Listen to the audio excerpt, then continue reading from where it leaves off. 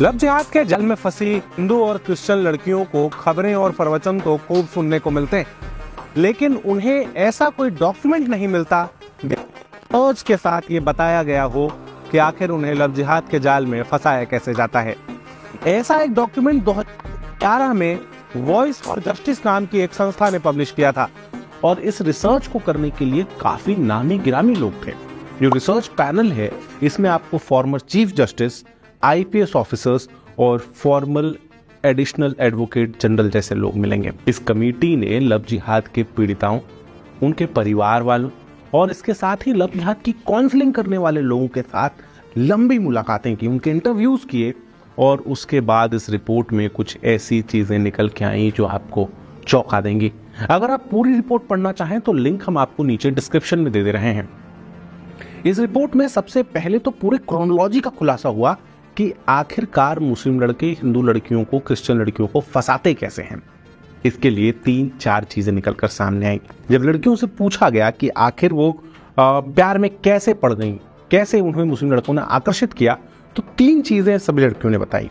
सबसे पहली बात कि कांस्टेंट फ्लैटरिंग, लगातार लड़कियों की तारीफ करना, हमेशा उनके आसपास घूमना और उनसे ऐसी मीठी मीठी बातें कहना जिससे लड़कियां खुद को प्रेम में गिरने से रोक नहीं पाती हैं।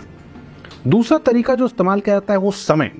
मुस्लिम लड़के हमेशा लड़कियों के लिए अवेलेबल रहते हैं। कभी भी फोन लगा दिया तो तुरंत मिलने के लिए आ जाएं, कहीं शॉपिंग करने के लिए जाना है तो बाइक लेकर खड़ा है, अचानक रात में कुछ खाने की इच्छा हुई तो बाइक आपके दरवाजे के सामने खड़ी है।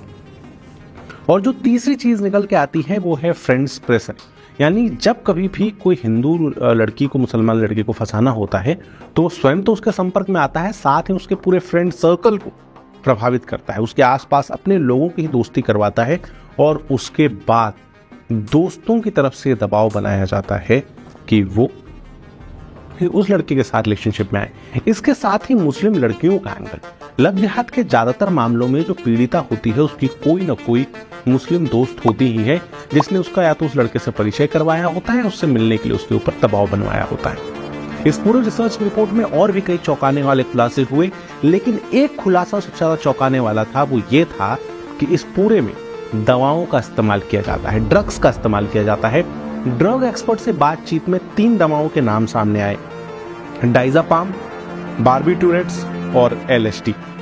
एक्सपर्ट का कहना था कि अगर इन दवाओं का इस्तेमाल समझदारी से किया जाए, सही क्वांटिटी में किया जाए तो इनसे इस्तेमाल से किसी का ब्रेन वॉश किया जा सकता है, उसको लत लगवाई जा सकती है, उसको एडिक्शन लगवाया जा सकता है। समझिए दवाएं काम कैसे करती हैं। जब आप इन तीनों में से किसी भी दवा को लेते हैं तो ये दवा आपके दिमाग में एक सेंसेशन क्रिएट करती है। उसके बाद आप अगली बार खुद उस दवा की तरफ जाते हैं, आप वो दवा मांगते हैं। जब कोई हिंदू लड़की किसी मुस्लिम लड़के के संपर्क में आती है तो सबसे पहले छोटे छोटे डोजेस में दवा दी जाती है।